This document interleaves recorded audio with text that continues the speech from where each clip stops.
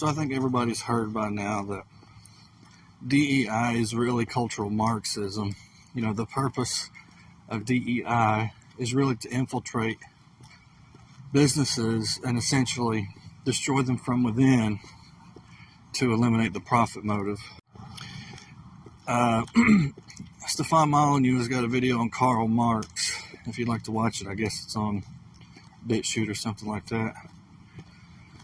But if you want a really good book that essentially explains almost every single economic theory, including Marxist theory, is a book called Capital and Interest by Eugene von Bawerk. His last name is Bohm-Bawerk. If you want to know what's wrong with Marxism, that's really one of the best books to read. You can also read Rothbard. He's my favorite author at all, of any author. I love how clear his thoughts are. But once again, I'd recommend von Bawerk's Capital and Interest. But really, the issue is that the DEI people are essentially cultural Marxists, you know, just rebranded themselves. But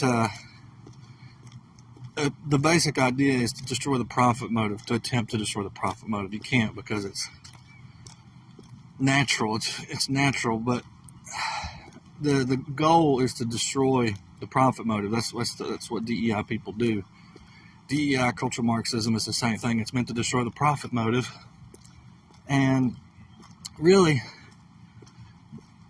if you think about it, DEI and organizations today, that's really what they're doing. You know, if you're like, why are they doing this? Why are they doing this? Well, it's purposeful.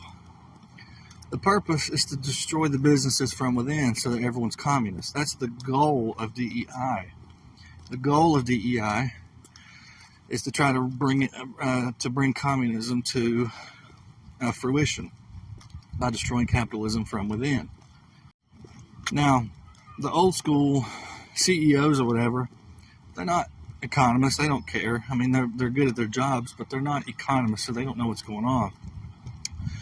But then when you hire people who've gone to college and have been indoctrinated, well, those people are going to sabotage from within, and you can read books about how to sabotage capitalist organizations from within. That's really the modus operandi, right? Gain the trust and destroy them from within. So what's the solution?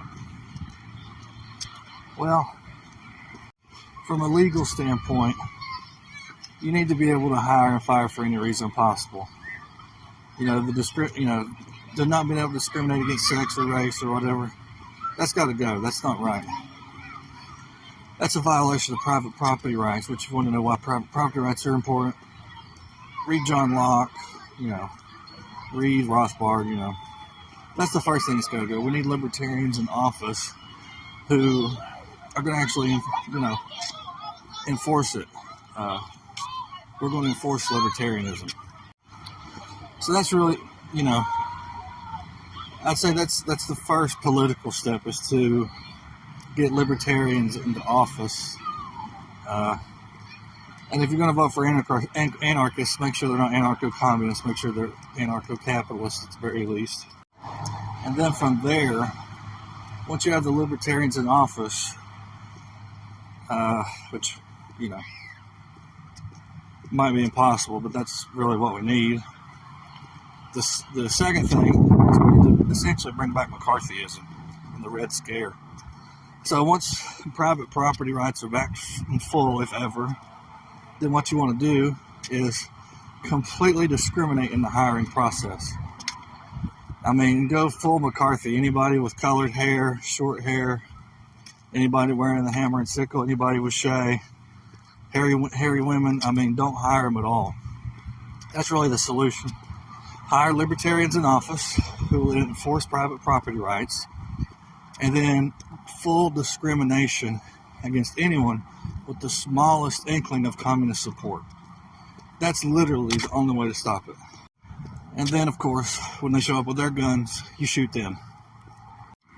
The biggest problem to this is really getting libertarians in office, because there's certain libertarians I wouldn't vote for. I wouldn't vote for a libertarian woman for office. So the hard part is first of all, getting libertarians in office. And second of all, well, I guess it's essentially the same problem, convincing people to vote for them. We know that the communists won't vote for them at all, right? So, and the alternative would be convincing conservatives to vote for libertarians, but most of them want to be authoritarian for the right. So, I honestly don't think conversion is the right way to go about any of this. Because conversion almost never happens at gunpoint, or conversion is a very interesting process, you know. How often do street preachers convert people? Most of the time they just make people mad, and there you go. I don't think a purposeful conversion will work, but what I recommend is, first of all, boycotting the hell out of anything that supports communism to the best of your ability.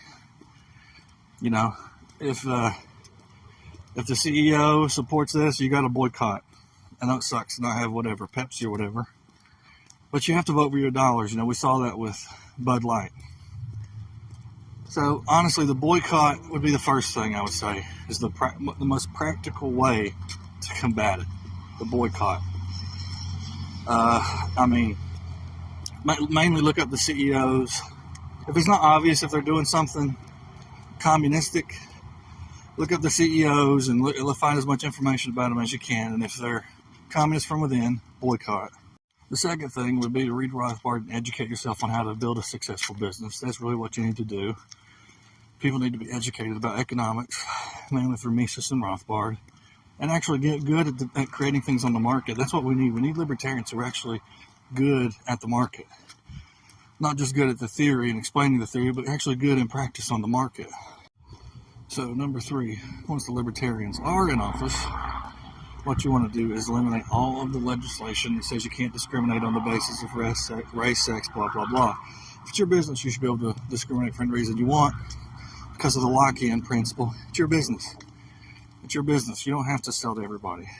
You can be, you know, as a matter of fact, I don't think that you should, because what we see now is companies like Pepsi wanting to sell to everybody, and they're selling to people who want to destroy the profit motive. What? So eliminate all the class-based federal legislation where you can't discriminate. That way you can discriminate, and then start discriminating for any reason you want. My advice would be, don't sell to women with short hair or colored hair. You know, don't sell to communists. Don't sell to people you know are communistic, right? And then they'll come in all antagonistic with their hammer and sickle and destroy your stuff. And then if the libertarians were in office, you'd have the right to defend your property. So the first thing is getting the actual libertarians in office. And second of all is educating people about how to be entrepreneurs and the ethical merits of it. That's probably the hardest part, is convincing people the ethics of the market. Because it's just almost instinctive to think that making money is evil or bad. This was true in my case for many years. But when you really study economics, it's like, well, if I buy that, if I buy that Pepsi, I think it's going to be better than the $2 I'm keeping in my pocket. If I've got $2 in my pocket, I'm not going to buy a Squirt, because a Squirt, I don't like Squirt. I'm better off with the $2 than the Squirt. But if it was a Baja Blast, yeah, I'd spend the $3 for a Baja Blast, because I'm better with the Baja Blast than I am with $3 in my own estimation. So I say the solution is a couple-fold. One, don't bother converting. You know, churches, if a church spends all its time going out and proselytizing, they neglect the members who actually already believe.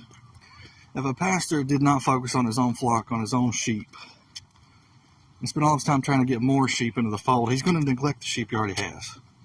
And I think libertarians would be good to keep that in mind. Don't spend all your time trying to convert people. Just focus on the people from within. Focus on building communities from within, and exclude the hell out of the wolves, the communistic wolves, the DEI wolves. I mean, discriminate like hell. And we really need brave libertarians and coherent libertarians to run for office. That's really what we need. You know, the communist strategy, even though the ethics of it are evil, the strategy is working. Infiltrate corporations, destroy them from within. Infiltrate government, destroy it from within. Luckily, they made a lot of opposition in the federal government because that's the way the founders designed it. They designed it to be stalemates. The more stalemates in government, the better. The less efficient a government is, the better. Hitler was very efficient. We don't want efficiency.